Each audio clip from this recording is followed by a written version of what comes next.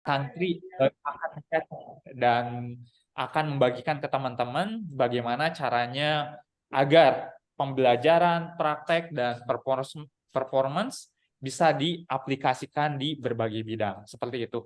Oke, baik, silahkan Kang Tri untuk melanjutkan pembahasannya. Oke.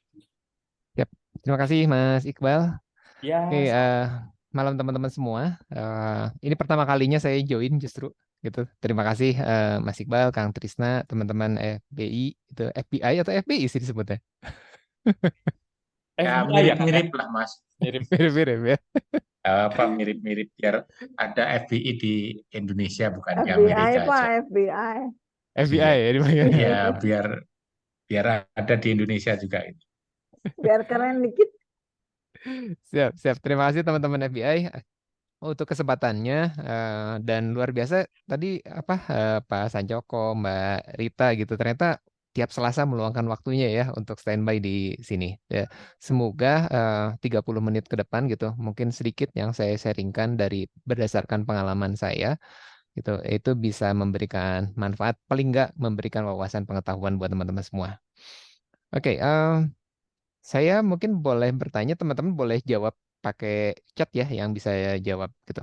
Eh, Teman-teman semua dalam kira-kira 12 bulan terakhir sudah mengikuti program pelatihan atau diklat atau training, entah itu online, entah itu offline, entah itu panjang, entah itu singkat, itu berapa kali di dalam 12 bulan terakhir?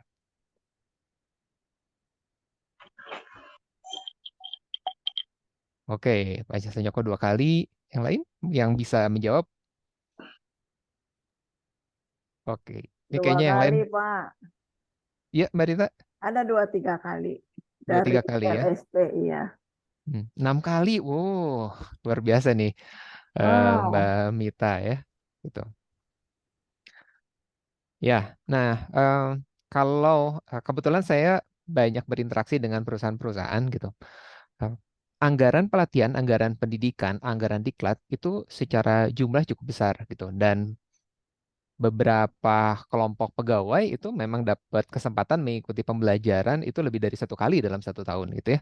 Nah itu eh, hal yang luar biasa sebenarnya di Indonesia gitu.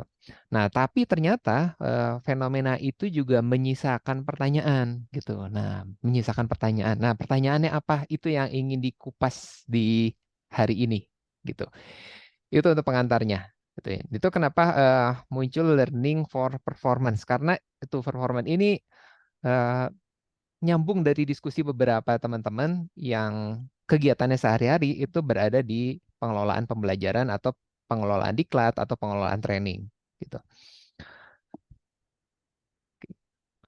Oke, ini tadi saya sudah dikenalkan oleh Mas Iqbal gitu. Teman-teman boleh panggil saya Yana, Mas Yana, Kang Yana, bebas senyamannya. Saya hari ini menemani teman-teman semua dari Bogor gitu. Kota hujan yang sudah lama nggak hujan gitu ya. Sama-sama dengan kota-kota yang lain mengalami panas gitu.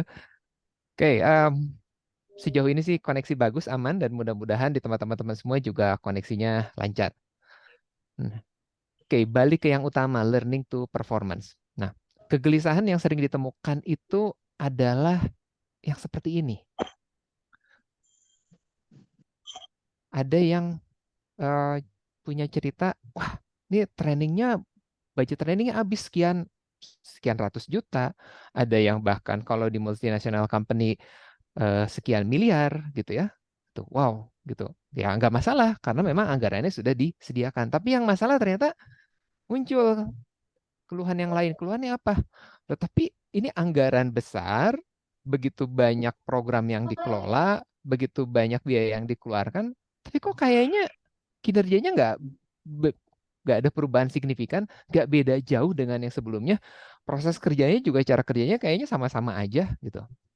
Nah, ini salah satu cerita yang sering saya temukan ketika saya berinteraksi dengan para pimpinan di berbagai perusahaan gitu. Mereka bertanya, ini training kita beneran efektif nggak ya? Gitu. Loh, emangnya kenapa? Gitu. Kok kayaknya nggak ada yang kelihatan hasilnya? Kok nggak kelihatan ya perubahannya? Gitu. Perusahaan-perusahaan yang bertanya ini perusahaan-perusahaan yang memang menganggarkan khusus gitu untuk mengelola program pelatihan atau program training di perusahaan mereka. gitu. Nah, kalau yang ini yang bicara biasanya entah itu dari SDM, dari HC gitu ya, atau dari Pusdiklat, dari training center, atau dari biasanya direktur umum gitu. Ini yang kadang-kadang keluar statement seperti ini gitu. Nah, ada lagi yang lain bicaranya agak berbeda gitu. Kalau udah simbolnya kayak gini berarti apa? Stop deh gitu. Udah nggak usah training, kerja aja. Nah, kalau ini biasanya datang dari operation gitu. Begitu ada undangan buat staffnya dari manajer operation, dari division head gitu, ada undangan, aduh, diundang training lagi. Ini target masih jauh nih. Gitu. Ini yang manajer operation, dia ceritanya begitu.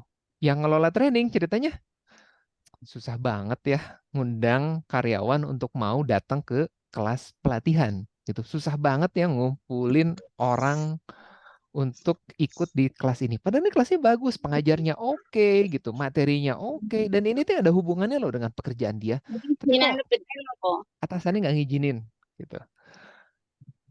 Nah, dua fenomena ini yang termasuk sering saya temukan ketika saya berinteraksi dengan teman-teman di Pusdiklat, di Corporate University, di Learning Center gitu. Jadi statement utamanya adalah sebenarnya yang dua hal tadi, yang bilang budgetnya habis banyak tapi kinerja nggak berubah, yang bilang nggak usah training kerja aja, ini sebenarnya dua-duanya bicara hal yang Kenapa sama. nggak diminum? Gitu. Sini kalau nggak mau. Dua-duanya bicara masalah soal performance, soal kinerja. Kenapa gitu mereka berdua bicara soal ini? Ya wajar ya gitu. Yang namanya pimpinan perusahaan pasti ingin dong kinerjanya meningkat. Yang namanya atasan juga ingin dong kerjaannya beres, ada hasilnya gitu. Nah, sebenarnya ini kan dua hal yang saling berhubungan gitu. Dan sebenarnya ini loh yang ingin dijawab atau ini yang diharapkan oleh orang-orang yang terlibat di dalam pengelolaan training di perusahaan. Yuk, kenapa mereka concern ke sini? Kita lihat ini. Oke. Kalau di perusahaan, yang penting itu kan adalah target yang sudah ditetapkan. Gitu ya. Apapun jenis perusahaannya, mau perusahaan startup, mau pemerintah, organisasi, lembaga, kementerian, mau BUMN, mau swasta, multinasional, perusahaan kecil, perusahaan besar, pasti yang penting kan oleh perusahaan itu yang penting target perusahaannya ini bisa tercapai atau bisnis goals-nya bisa tercapai gitu. Nah, supaya bisnis goal ini bisa tercapai, maka ada fungsi-fungsi untuk menjalankan berbagai aktivitas di dalam perusahaan. Nah, fungsi-fungsi ini dikasih target dan pengennya tiap fungsi ini orang-orang di dalamnya itu bisa perform. Gitu. Itu yang diharapkan. Karena kalau mereka individu-individunya perform, divisi-divisinya perform, departemen-departemennya perform, maka by design, by planning, harusnya bisnis goal bisa tercapai. Gitu. Nah, supaya orang-orang yang bekerja itu bisa perform, mereka butuh apa?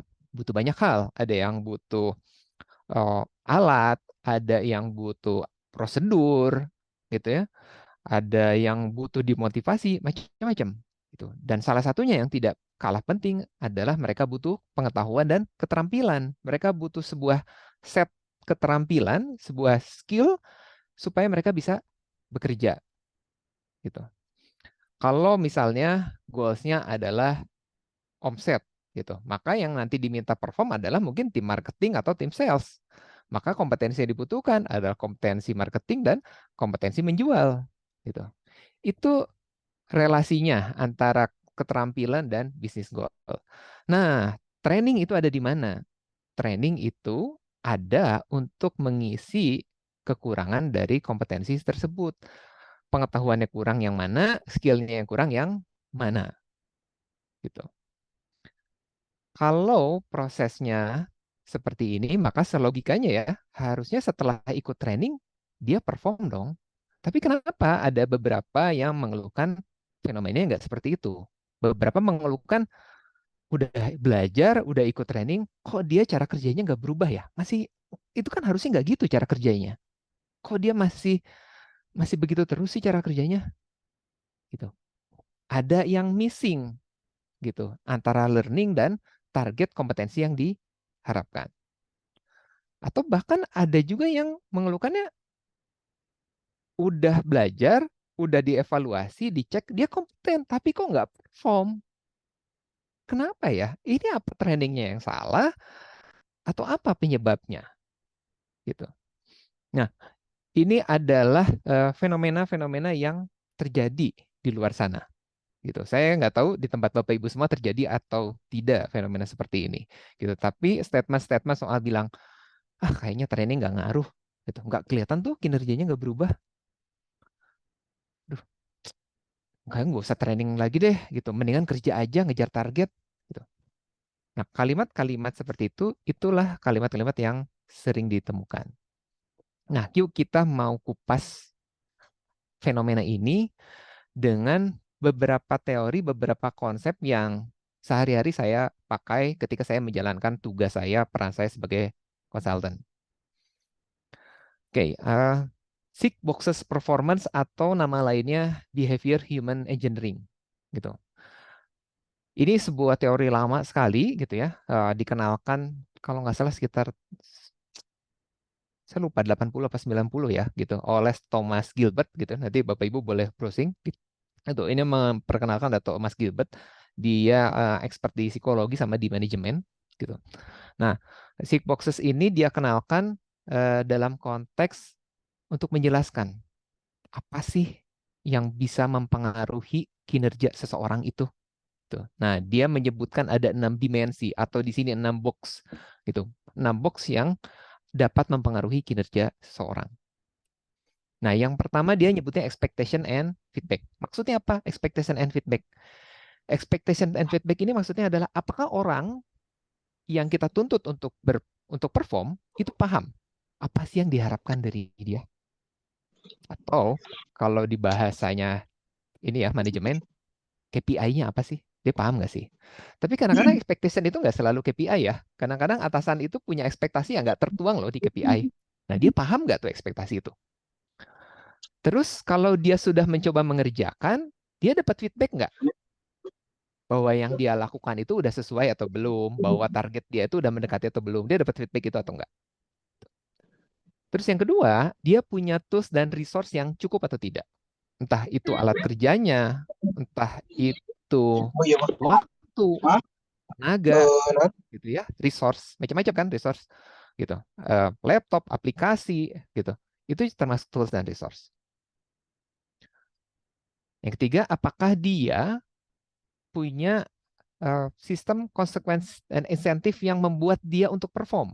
Maksudnya apa? Ini carrot and stick, ini punishment and reward. Apakah di perusahaan punya reward, punya remunerasi yang cukup untuk mendorong dia untuk perform?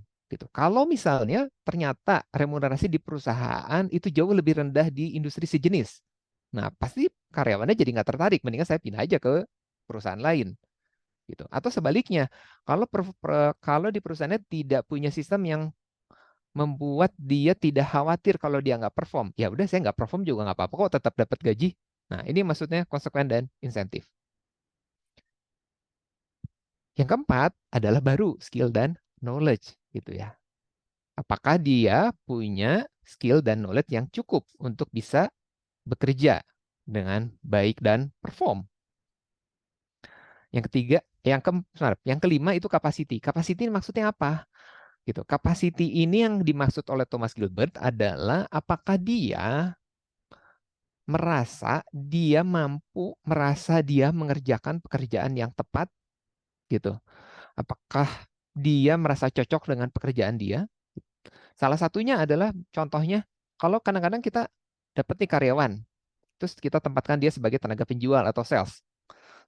Kita latih keterampilannya, oke, toolsnya kita siapin, bonus insentifnya kita siapin. Tapi kok dia nggak perform? Kita kasih feedback. Oh ternyata begitu dicek, saya nggak suka jadi sales, saya nggak mau jadi sales. Nah itu masuknya di konteks capacity, gitu. Jadi bukan keterampilan dan pengetahuan, tapi sesuatu di balik itu yang membuat dia tidak bisa untuk perform. Nah, yang terakhir adalah motif. Apakah dia masih punya alasan untuk mau bekerja, untuk mau meningkatkan kinerjanya, untuk mau mencapai target kinerjanya. Nah, ini 6 box yang dikenalkan oleh Thomas Gilbert. 6 box ini adalah hal-hal yang mungkin mempengaruhi kinerja seseorang. Gitu. Nah, kalau kita lihat yang abu-abu yang atas, ini konteksnya adalah ekosistem di luar dari si orang tersebut. Bagaimana atasan memberikan arahan, memberikan feedback, bagaimana perusahaan menyediakan sarana dan prasarana, bagaimana perusahaan membangun sistem insentif dan benefitnya. Itu areanya di luar dari individunya. Sedangkan yang bawah, yang orange, skill, knowledge, capacity, dan motif, itu adanya di dalam orang tersebut. Gitu. Nah, ketika ada masalah kinerja, sebenarnya yang perlu dicek adalah keenam elemen ini. Gitu. Saya pernah mengajukan ini ke sebuah perusahaan. Yuk, Bapak pengen bikin program supaya objektifnya A ya. Saya nggak ceritain objektifnya apa. Gitu. Oke, boleh nggak kita kumpulin data untuk menganalisis gap kompetensinya plus 5 aspek ini. Expectation, feedback, tools, resource, konstruksi inisiatif, capacity, dan motif. Kita pakai observasi, kita pakai kuesioner, kita kombinasikan dengan beberapa sampling interview, dan hasilnya kita simpulkan. Gitu. Ternyata skill dan knowledge-nya memang masih ada problem, masih ada gap. Tapi juga kita menemukan gap yang lain. Ada tools yang dibutuhkan yang tidak tersedia. Tersedia tapi sudah waktunya diganti. Gitu. Dan juga ada cukup banyak harapan terhadap atasan untuk melakukan perilaku yang lebih positif. Gitu. Nah, kita sampaikan gitu kepada pimpinan pimpinan perusahaannya. Trainingnya oke dibutuhkan, tapi kalau 2 elemen ini nggak diimprove, nggak disentuh, maka kemungkinan besar perubahan kinerjanya nggak bisa kelihatan. Gitu. Nah, six boxes ini menggambarkan ketika kita mau memperbaiki kinerja, maka sebenarnya ke-6 elemen ini harus kita evaluasi, harus kita analisis, harus kita perhatikan. Ini hal pertama ketika kita mau membuat sebuah program pembelajaran atau program pelatihan yang punya dampak terhadap kinerja. Kita perlu pastikan sebenarnya isunya benar nggak sih? Skill dan knowledge, apakah jangan-jangan ada isu-isu yang lain? Gitu. Ini poin pertama, six boxes performance. Yang kedua, ini teori yang kayaknya beberapa tahun terakhir ini hype di Indonesia. Walaupun teori ini banyak banyak dipertanyakan, tapi ya dipertanyakan lebih karena angka yang ada di dalam teori ini. Gitu. Teori 70-20-10 gitu. Teori ini menjelaskan bahwa sebuah proses pembelajaran yang sifatnya formal, seperti hari ini termasuknya pembelajaran formal ya, walaupun kita dilakukan di luar jam office hour gitu, tapi ini termasuknya formal gitu. Kelas pelatihan, ikut e-course gitu. Jadi kalau di formal itu berarti proses pembelajaran sudah terstruktur, sudah disiapkan tahap demi tahapnya. Gitu. Itu dampaknya terhadap kinerja seseorang itu hanya 10%. Terhadap perubahan di orang itu hanya 10%. Itu yang formal. Nah, yang kedua, belajar dengan orang lain. Jadi kalau yang formal kan belajar dengan pengajar, belajar dengan narasumber, belajar dengan trainer gitu ya. Nah, kalau yang ini belajar dengan peer, dengan rekan kerja gitu. Dengan ya ketemu orang ketika berinteraksi atau ketemu kalau yang di pelayanan mungkin ketemu dengan konsumen gitu. Tapi intinya dengan orang lain itu dampaknya itu 20%. Jadi lebih efektif. Nah, belajar sambil di tempat kerja, sambil mengerjakan pekerjaannya, itu dampaknya jauh lebih besar, 70%. Nah, teori ini datang dari sebuah riset yang dilakukan oleh CCL di Amerika. CCL ini adalah lembaga konsultan di bidang leadership, gitu. Sudah lama sekali. Nah, lalu dia punya data tuh 30 tahun. Lalu dia kirim kuesioner ke 5.000 partisipan pembelajarannya. Nah, ya pertanyaannya adalah proses pembelajaran seperti apa sih yang membuat kamu hari ini berada di posisi sekarang? Gitu. Jadi, kebanyakan menjawab proses pembelajaran yang terjadi di tempat kerja. Sebagian kecil menjawab Karena saya dapat pembelajaran dari orang-orang yang saya temui. Dan sebagian kecil lagi menjawab bahwa saya bisa seperti ini karena ikut kelas-kelas yang bagus. Nah, itulah awal munculnya teori 70-20-10 ini. Teori ini mau menggambarkan ketika kita membuat sebuah training, tapi hanya fokus di formal saja, maka kita sudah bisa memprediksi hasilnya sebenarnya tidak akan terlalu kelihatan. Tetapi jika kita bisa merancang sebuah program pembelajaran yang mengintegrasikan ketiga aspek ini, disitulah kita bisa cukup confident bahwa kinerjanya akan kelihatan. Yuk kita coba ilustrasikan teori ini bekerja. Kalau misalnya kita pengen melatih seorang atlet untuk bisa berenang, gitu, dan dia perform. Nah, ketika atlet ini berenang dan perform, maka targetnya kan adalah dia melintasi jalur renang itu, kompetisi renang itu dalam waktu sekian menit, gitu. Itu kan performance dia ya, gitu. Maka kalau kebayangkan kalau di formal, gitu kan rame-rame, gitu ya. Terus dijelaskan oleh pengajar, mungkin pengajar yang mendemonstrasikan, oke, terus mereka berenang, kelas selesai. Apakah dia bisa langsung jadi juara? Belum tentu kan, kemungkinan besar nggak? Gitu. Tapi kalau besoknya dia berenang lagi, dan ketika dia belajar berenang, dia ketemu orang. Dia ngobrol, lalu orang itu ngasih saran, coba deh kamu caranya gini, coba deh cara kamu ngambil napasnya gini, coba deh kamu perbaiki cara lompat kamu kayak gini. Dia ngasih saran. Maka bertambahlah kualitas pembelajaran dia. Lalu dia ulangi lagi proses tersebut berhari-hari, dia lakukan lagi, dia lihat waktu dia evaluasi apa yang dia lakukan. Gitu. Dia perbaiki cara berenang dia, ada orang yang mengobservasi, mencatat, memberi masukan terhadap apa yang dia lakukan. Itu on the job learning-nya. Dan kita bisa lihat kan, para atlet itu mereka bisa perform bukan karena kelas trainingnya, tapi karena latihan yang terus-menerus. Nah, konsep yang sama sebenarnya di pembelajaran kita di perusahaan atau dimanapun. Gitu. Yang dibutuhkan adalah jangan lupa, jangan berhenti di kelas, tapi lanjutkan dengan yang lain, lanjutkan dengan yang lain. Ini salah satu alasan kenapa banyak tadi Pusdiklat, Corporate University, Learning Center, Training Center yang programnya kayaknya bagus, keren, narasumbernya oke, fasilitasnya oke, tapi kok kita nggak bisa ngelihat hasilnya. Karena mereka lupa, mereka baru sampai di sini. Masih ada step-step berikutnya yang perlu dikelola. Ini teori kedua, 70-20-10.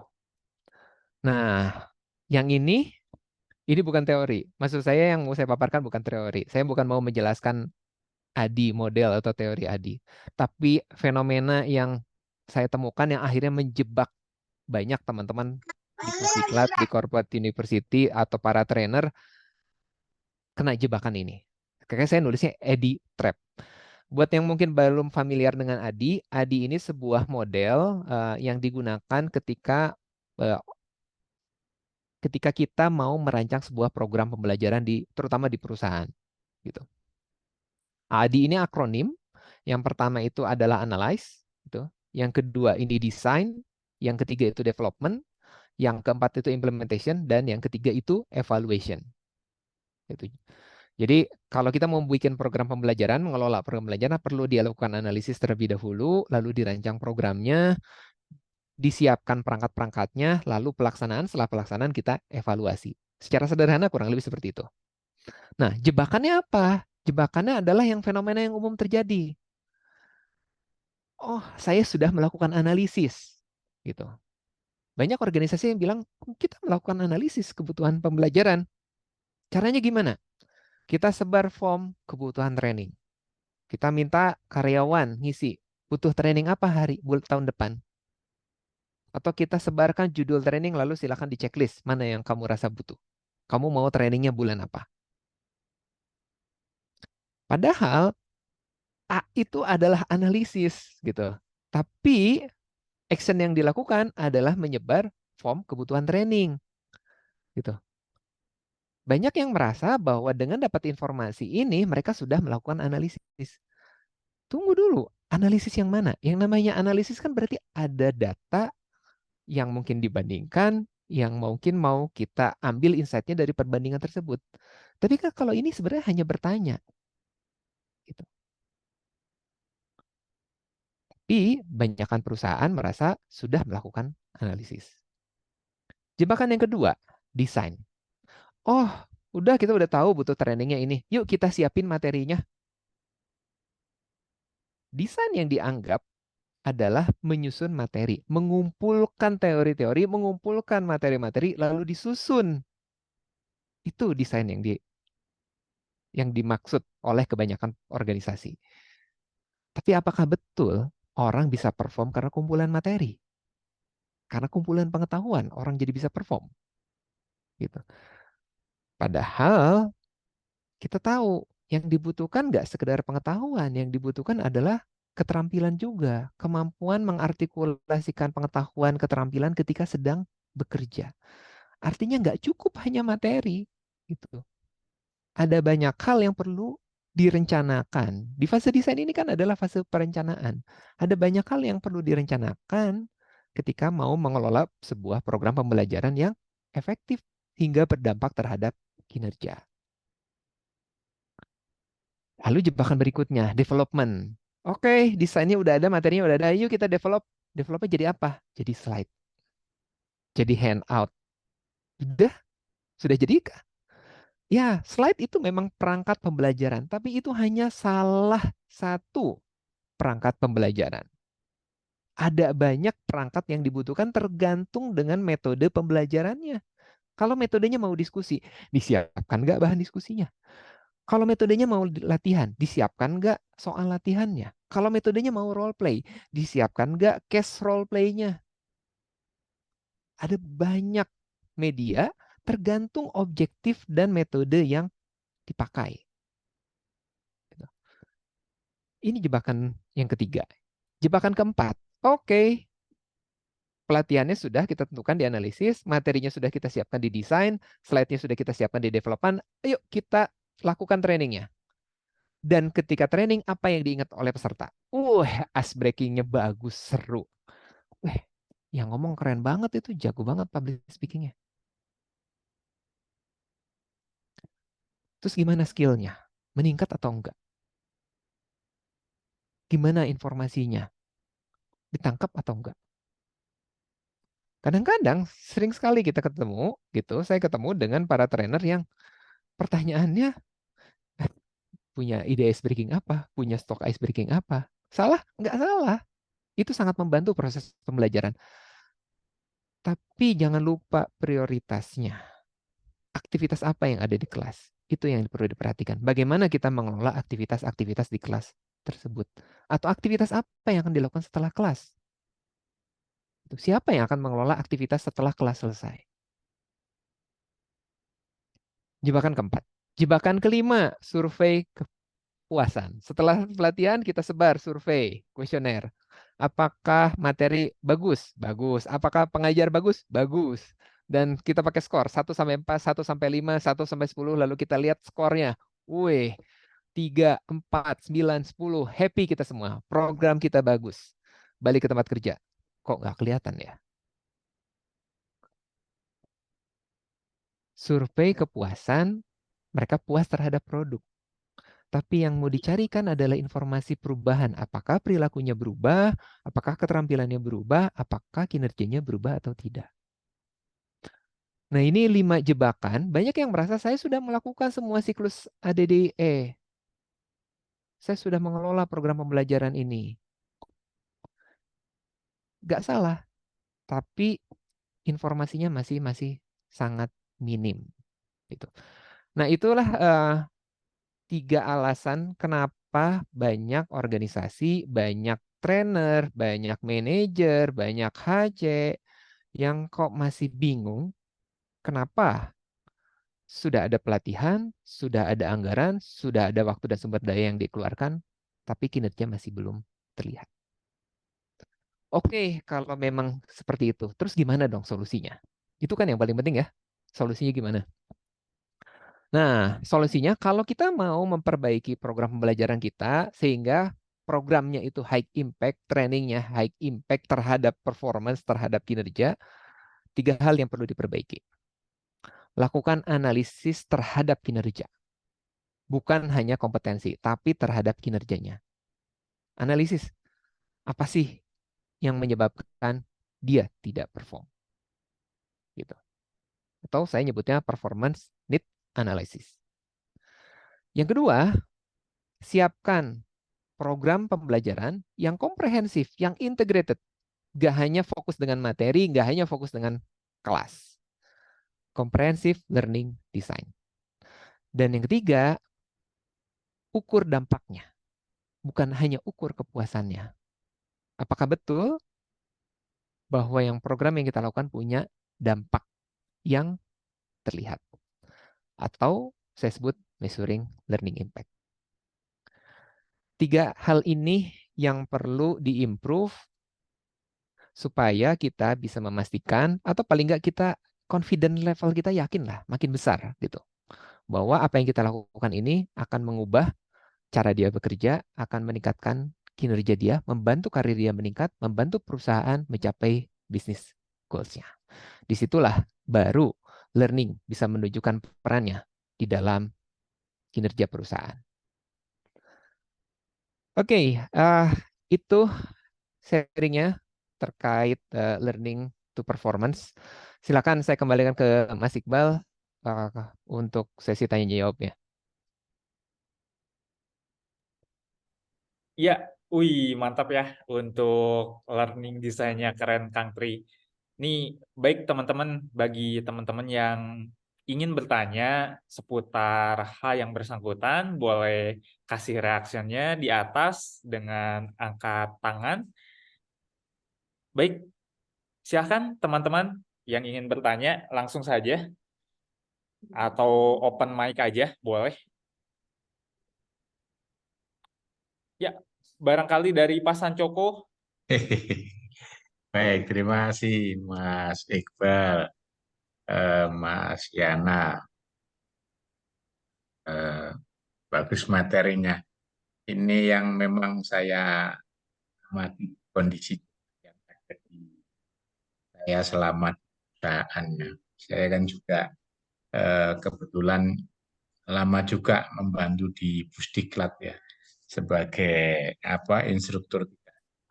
Ini memang perusahaan tadi membuat punya lembaga pendidikan dan lain sebagainya memang juga tidak salah karena kan memang ada kewajiban regulasi bahwa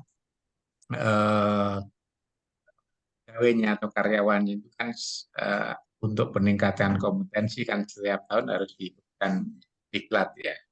Ada hari HOP istilahnya kalau itu hari orang pendidikan berapa. Nah itu kan sehingga ya kemudian memang dari yang benar memang adalah bahwa kita analisa gap-nya dulu, dia butuhnya apa, lalu kemudian disusunlah desain learning-nya.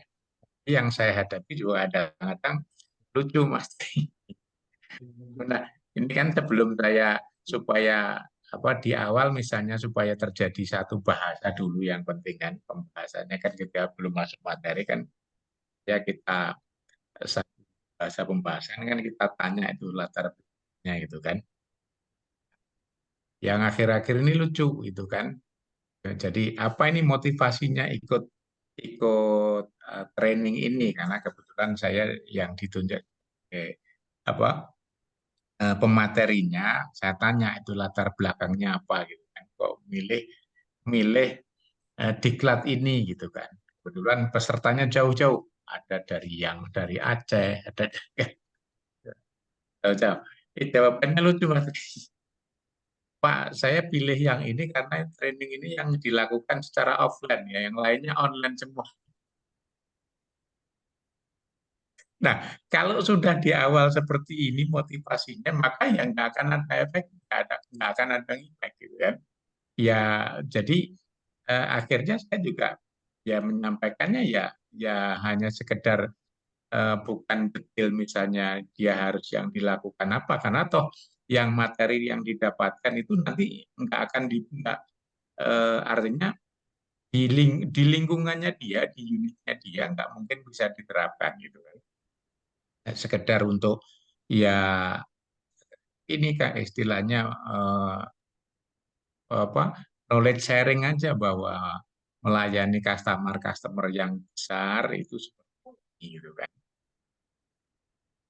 Nah, itu sih Mas. Iya, Jadi yang kondisi yang dihadapi bahwa kadang-kadang seperti itu. Gitu.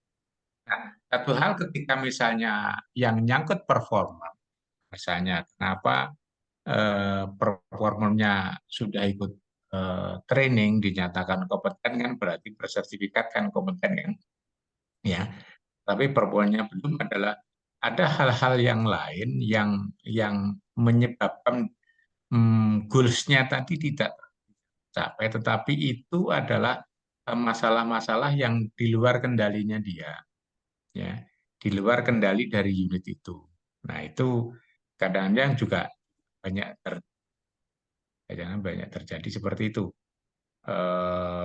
Mas Yana dan Mas Iqbal. Terima kasih. ya terima kasih Pak Sajongko sharingnya. Ya itu ya itulah realitanya gitu ya. Nggak bisa dihindari gitu. Iya, Yes. iya, Saya termasuk sama kayak Pak Sajoko gitu kan.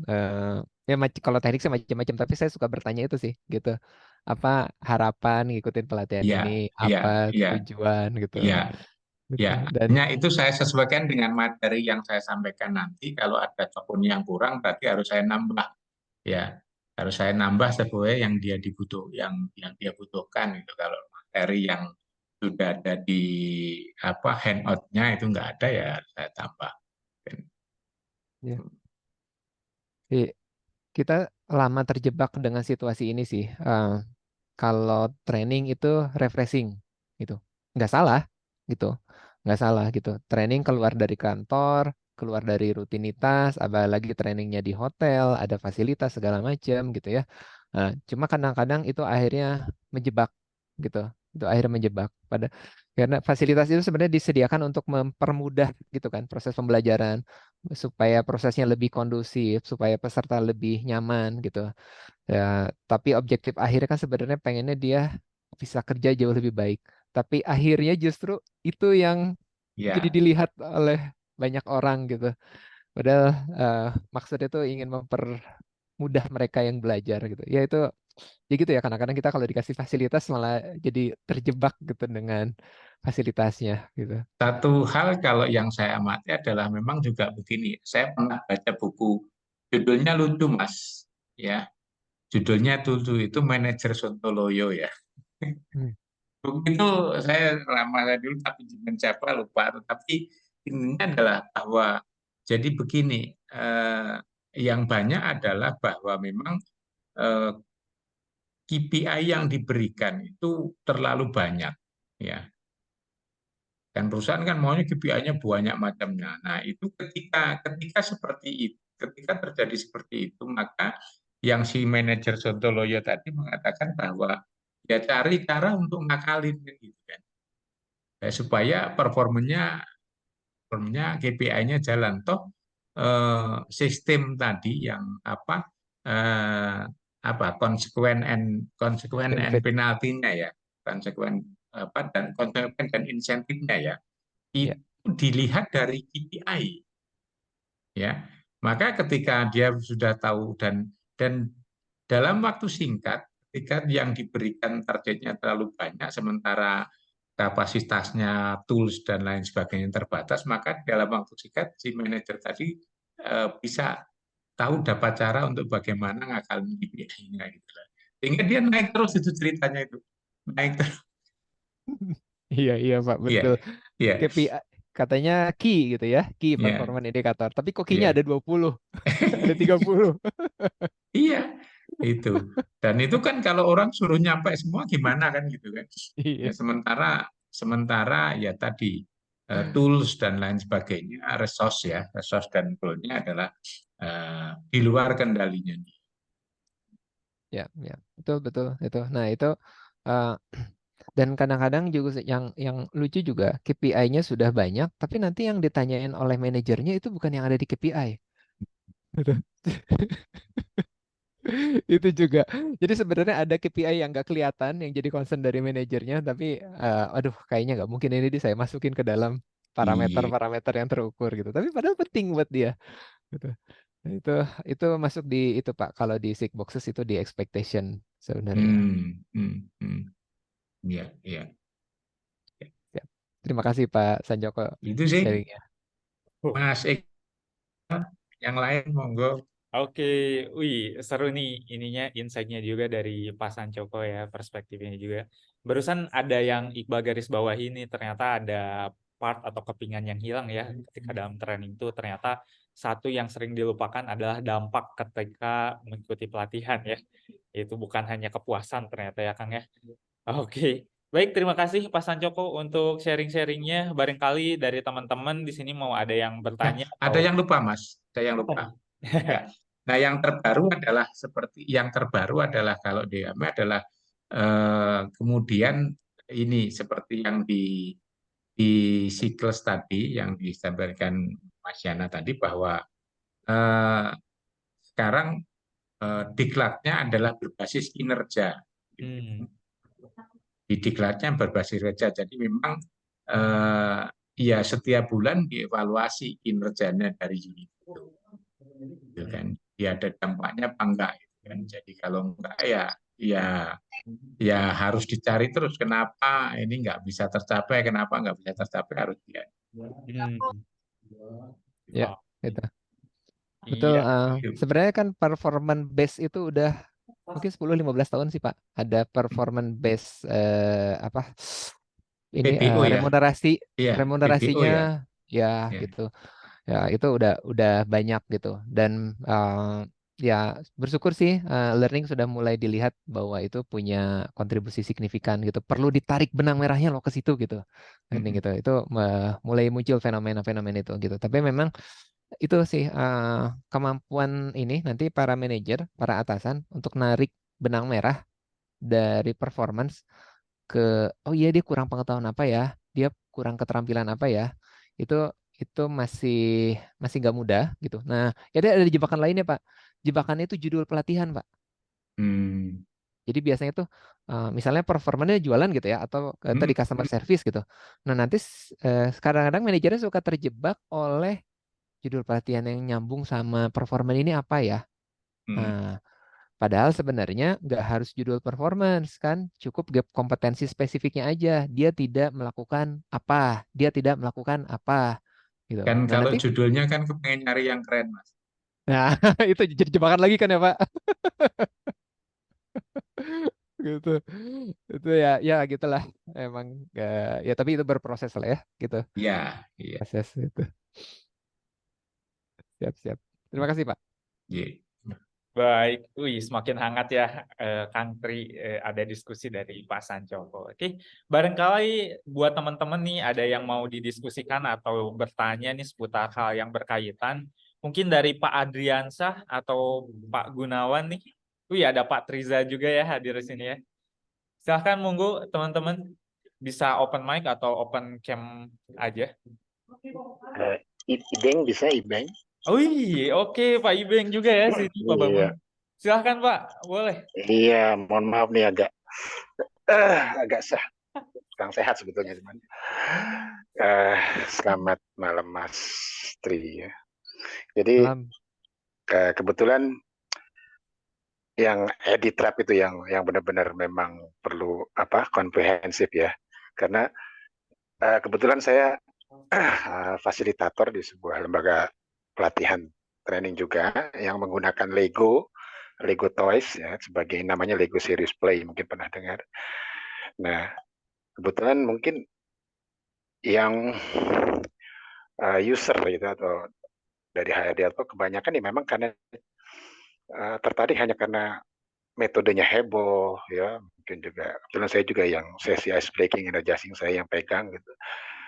Biasanya mereka tertarik hanya daya tarik utamanya itu aja kan. Oh, ini sesuatu yang beda, sesuatu yang unik, sesuatu yang baru dan sebagainya. Tetapi kebutuhan mendasarnya nggak dari isian form kebutuhan trainingnya itu yang benar-benar nggak digali di situ. Jadi mereka datang pengen dapat efek hebohnya dan rekreasinya tadi gitu. Jadi tapi dari situ kita belajar bahwa oh ternyata selain faktor kebutuhan yang harus dikomparasi, dianalisa lebih dalam, dan ice breaking, energizing yang bukan yang harus connecting, jadi tidak sekedar selingan yang nggak ada hubungannya dengan materi, harus itu benar harus dipikirkan ice breaking yang benar-benar emang ada meaningnya di belakangnya, bukan sekedar menghabiskan energi fisik aja gitu. Nah terus juga ternyata juga mungkin karena kebetulan metode kami Lego Serious Play itu memakai kita bilang involvement dan engagement tinggi, karena mereka yang kebanyakan orang terpaksa ikut training itu karena idenya nggak didengar gitu, atau ini kan cuma dari top aja, dari top ke bottom gitu, mereka nggak didengar sebetulnya, mereka jadi terpaksa melakukan. Ini kelihatan ekspresi-ekspresinya atau jawaban-jawabannya yang standar gitu, nggak ada curiosity ya, nggak ada rasa ingin tahu yang tinggi, nggak ada ingin berubah. Karena kalau kata guru mentor saya juga, dia bilang kenapa orang nggak mau berubah, ada tiga kata ya, 3 huruf ya. R pertama rutinitas.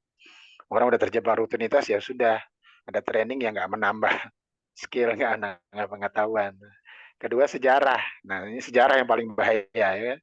Mereka pikir kita dengan cara begini aja udah berhasil, ngapain lagi ditambah-tambah, udah cukup, udah hebat kita, udah performanya udah hebat.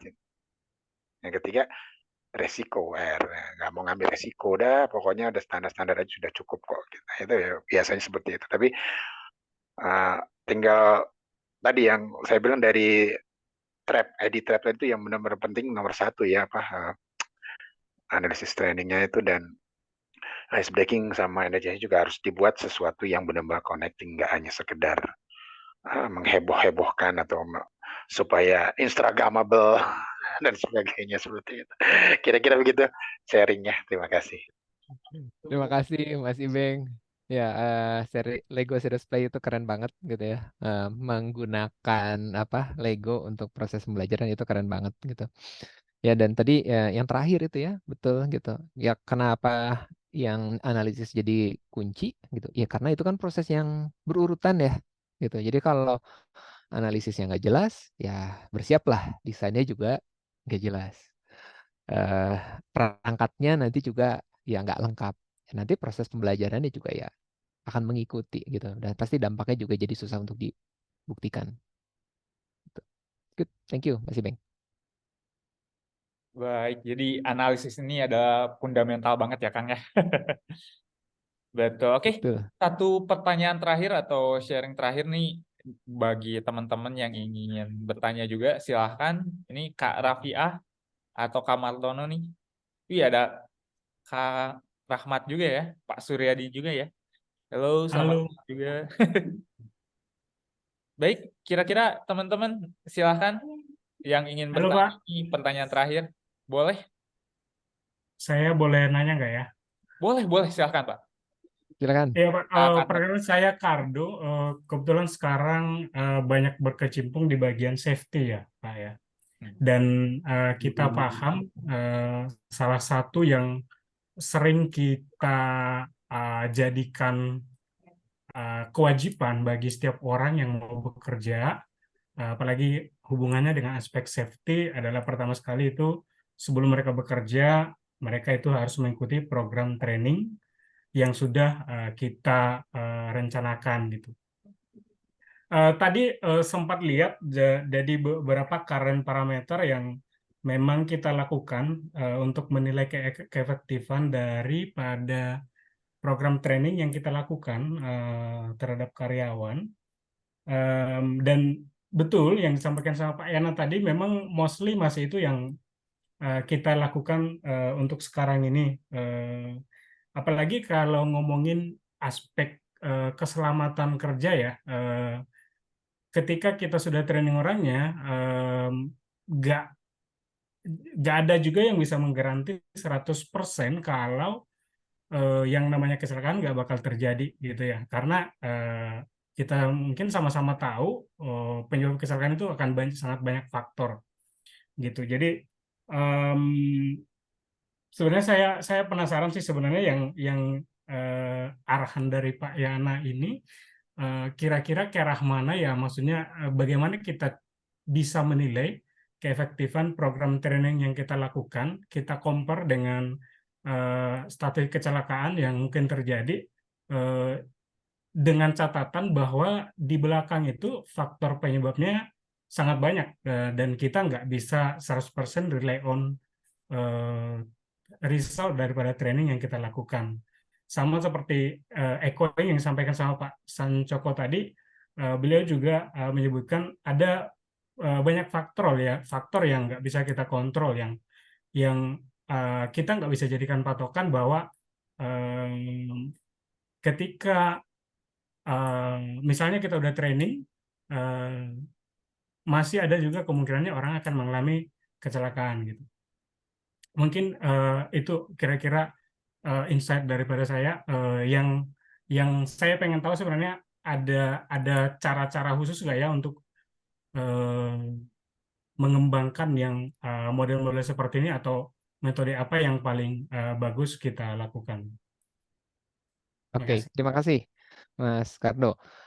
Saya disclaimer dulu ya. Ini agak sulit untuk dijawab secara verbal, tapi saya coba ilustrasikan ya, gitu. Gitu. Baiknya sih idealnya kita simulasikan case tadi. Jadi ini sebenarnya balik lagi yang tadi Mas Kardo ceritakan, ini kuncinya ada di analisis di awal. Gitu. Tadi kan bilang bahwa ada banyak case penyebab ada banyak kejadian gitu, tapi juga kan sebenarnya kalau di breakdown itu penyebabnya macam-macam. Gitu. Nah, itu justru kuncinya itu adalah proses analisis kan sebenarnya. Pertama, ketika misalnya biasanya kan data awalnya adalah itu ya, statistik berapa jumlah kecelakaan gitu. Kecelakaannya terjadi di mana, atau ada kategori-kategori. Saya nggak hafal K3 gitu ya, mungkin ada kategori jenis kecelakaannya gitu. Nah, nanti itu kan itu adalah biasanya yang dilihat oleh manajemen. Nah, manajemen mungkin perlu menetapkan nanti yang mau di highlight yang mana gitu. Dari semua kecelakaan ini yang mau kita priority yang mana gitu. Oh, tapi kecelakaan kan semuanya penting, nggak boleh terjadi. Yes, tapi kan resource kita terbatas gitu. Sehingga kita harus punya dong mana yang lebih prioritas dibandingkan yang lain. Bukan berarti yang lain nggak kita urusin, tapi kita harus punya prioritas dibandingkan yang lain. Nah, nanti yang prioritas katakanlah ada akhirnya ditetapkan sebuah kecelakaan X ini secara statistik tiap bulan terjadi. Karena itu dianggap sebagai prioritas. Nah, kita lakukan analisis gitu. Apa sih penyebabnya? Mau pakai YY analisis ataupun pakai apa? Pakai Fishbone, kita analisis dulu. Kenapa sih penyebabnya? Lalu kita ambil datanya. Gitu. Oh, ternyata penyebabnya misalnya tool safety-nya lah, apa? Atau memang cara orang pakai alat yang nggak ngerti gitu ya. Saya nggak paham industrinya Pak Skardo ya, tapi kira-kira kan safety itu bisa dari skill, bisa dari alat pengaman, bisa dari kekeliruan proses kerja gitu kan ya. Gitu. Nah, kita breakdown dulu penyebabnya sebenarnya apa gitu. Nah, yang bisa kita intervensi lewat pembelajaran itu hanya yang ada hubungannya dengan skill dan knowledge. Kalau begitu kita sudah breakdown ternyata ini penyebabnya misalnya ya nggak terjadi lah ya, tapi ini cuma contoh lah ya. Misalnya aparnya kadaluarsa misalnya gitu kan. Oh, ya itu nggak ada hubungannya sama learning gitu. Itu dicek dong sistem kontrolnya, sistem audit apa alatnya. Itu yang perlu dievaluasikan. Dan nanti yang diambil ke konteks pelatihan hanya masalah-masalah yang memang ada hubungannya dengan pengetahuan dan keterampilan saja gitu. Nah, jadi begitu nanti programnya di roll out gitu, program trainingnya dibikin nih gitu. Nah, kita akan membandingkannya dengan data yang itu saja, tidak dengan data ke safety secara keseluruhan. Kan programnya spesifik mau menyelesaikan isu yang mana? Ya isu itu lagi yang jadi parameternya. Program ini dibilang berhasil karena isu tadi selesai atau isu tadi menurun gitu. Ini kira-kira kalau diilustrasikan secara verbal ya, Mas Kardo. Siap. Boleh sharing? Ya. Silakan, Mas kok. Boleh sharing nih Mas Kardo, Bang Kardo atau Mas Yana. Kalau di kami Silakan, Pak. itu kecelakaan kerja ya, itu jika terjadi maka penalti KPI-nya sangat besar. Ya, maka dan harus zero accident. Itu pertama dari sisi KPI.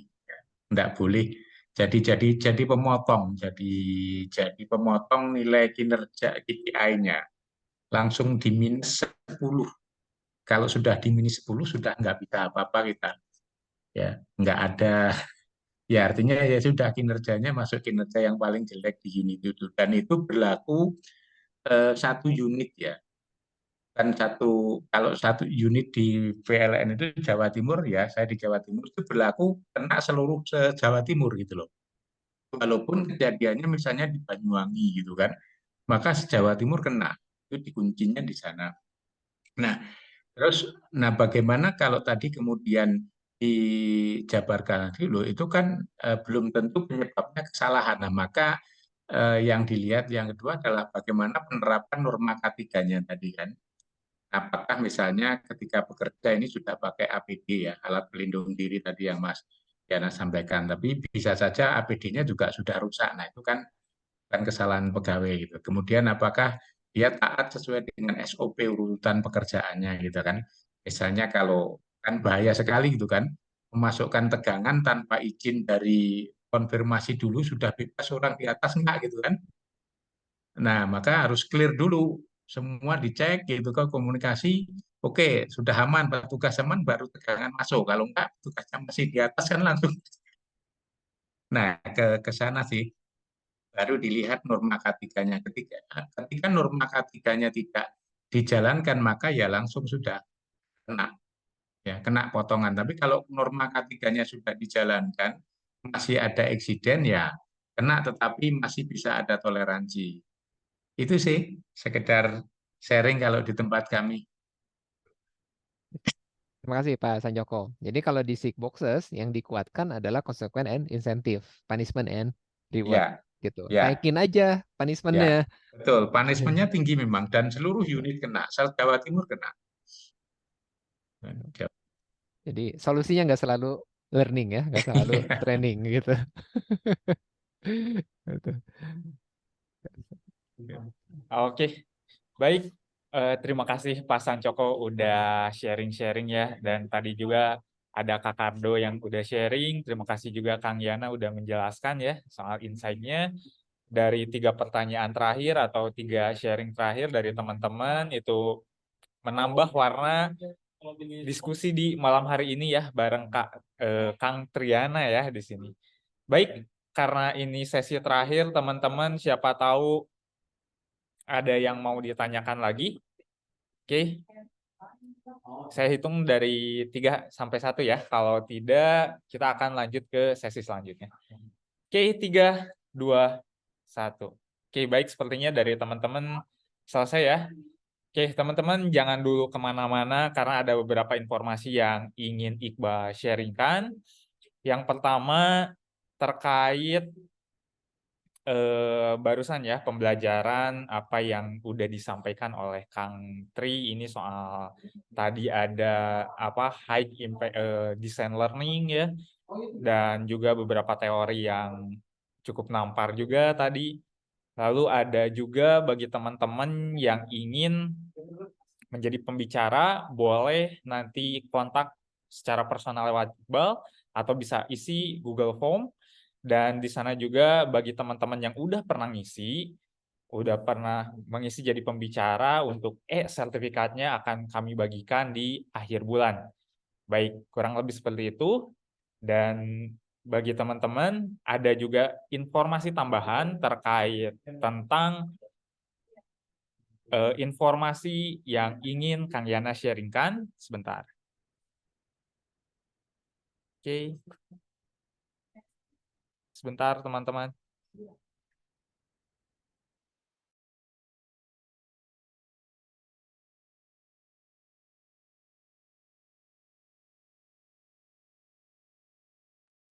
Oke, baik sebentar teman-teman.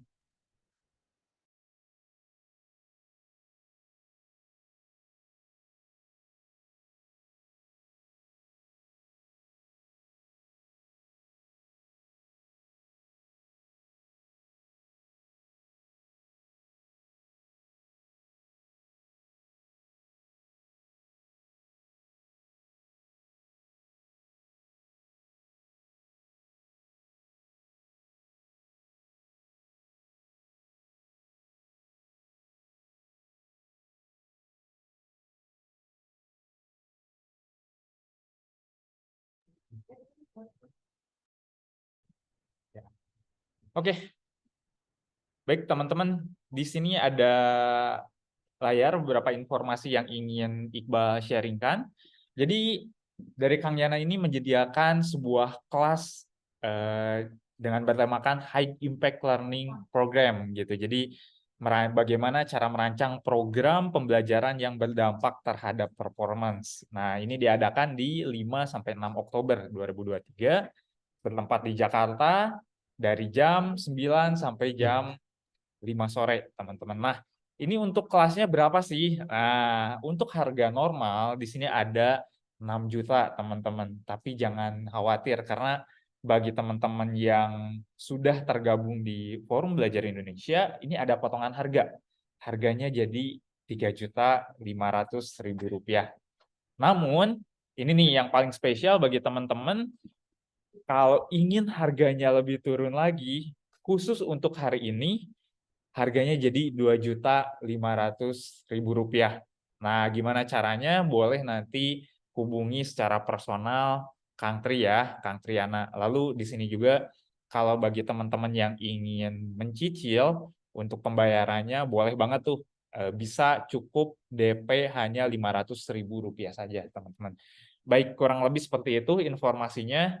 Nanti siapa tahu yang ingin informasi lebih detail nanti boleh kontak saja via WhatsApp di Kang Yana ya. Di sini sudah ada nomornya. Nanti Iqbal juga bagi teman-teman yang menantikan soal materi pembelajaran hari ini sama rekamannya, nanti akan di-share di grup Forum Belajar Indonesia. Baik, kurang lebih seperti itu teman-teman untuk informasinya. Nanti boleh ditanya-tanya saja langsung ya.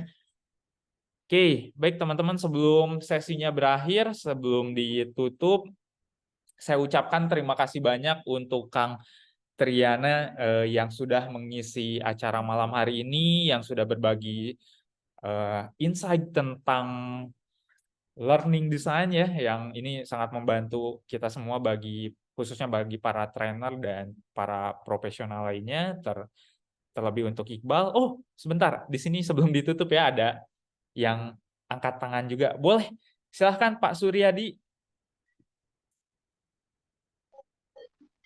Izin Kak Iqbal, bukan angkat tangan. Celebration, Pak. Izin ya. Oke, it's okay. Wih, halo Kang Kris. Siap, hadir. Baik. Malam, Kang.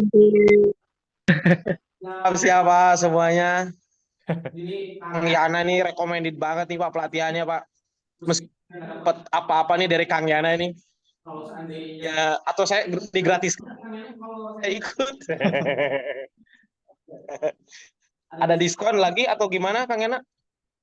Buat FBI atau memang netnya? Gimana juragan yang punya FBI lah, saya mau ikut lah. Ya, recommended banget Bapak Ibu semuanya karena bumbu dapur saya itu kalau saya bawain training memang bawaannya adalah ADDI model. Dan saya biasanya melakukan evaluasi. Nah, ini jagonya itu justru bukan saya nih, tapi Kang recommended banget nih kalau memang Bapak Ibu sudah terbiasa ya sering bawain training sama lemahnya satu. Lemahnya itu adalah di analisa. Nah, Kang Yana ini jago banget kalau masalah analisa. Makanya silakan Bapak Ibu semua pelatihannya silakan atau mungkin mau kolaborasi sama Monggo Bae itu sering banget di perusahaan itu yang sifatnya perusahaan itu impact di apa? Yaitu biasanya memang TNA-nya harus kuat tuh. Cara mendesainnya, mengevaluasinya gitu ya. Kang Yana tuh yang ngutak-ngatik selama ini gitu. Kalau saya mah doyannya nyanyi. Siap, pokoknya recommended banget Kang Yana udah ngasih insight gitu ya. Silakan lanjut. Baik, terima kasih Kang Trisna buat informasinya ya. Nah, ada pemberitahuan nih informasi untuk pembicara selanjutnya. Kebetulan saya ingin memperkenalkan juga untuk di minggu selanjutnya di tanggal 29 Agustus 2023 nanti akan ditemanin oleh Kak Denny Sulaiman ya. nanti tentang edisi komunikasi. Nanti playernya akan Iqbal share di grup Forum Belajar Indonesia. Baik, kurang lebih seperti itu teman-teman. Terima kasih juga untuk teman-teman yang sudah hadir, meluangkan waktu dan sumber dayanya untuk menghadiri pembelajaran dari Kang Triana di malam hari ini. Oke, sebelum kita mengakhiri sesi acaranya, teman-teman boleh on camera atau off camera, baik kita foto bareng-bareng teman-teman. Baik, wih Pak Ibeng ya udah muncul ya. Oke, wih Kak Kardo juga udah. Halo Kak Restu, baru on cam ya. Halo Bang Mamet, Kak Marlono. Wih. Baik, siap ya. Oke, siapkan hasil terbaik dari teman-teman. Kita akan hitung dari 3 hingga 1. Iqbal siapkan foto ya. Oke, 3, 2, 1. Oke, baik. Sekali lagi. 3, 2, 1. Oke, selesai. Baik, terima kasih teman-teman untuk kehadirannya di malam hari ini. Saya Iqbal Agam Kusuma pamit undur diri. Wassalamualaikum warahmatullahi wabarakatuh. Terima kasih Kang Waalaikumsalam Diana, Kang Krisna. warahmatullahi wabarakatuh. Terima kasih teman-teman Terima semua. kasih semuanya. Kang Diana, Siap, Kang terima Krisna, kasih semuanya. Iqbal ya. Pak Patria enak banget tuh makan, widih. Bagi. Kak Fatira ya. Lagi makan ya. Siap. Izin live, Mas Ya, Iqbal, silakan semuanya, Kang Bapak Ibu, Kris. terima kasih banyak. Yuk, Assalamualaikum. Waalaikumsalam warahmatullahi wabarakatuh. Terima kasih Kang Kris.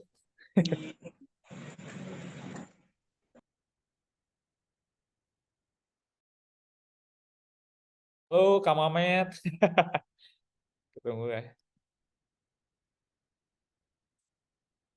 Ya, selesai.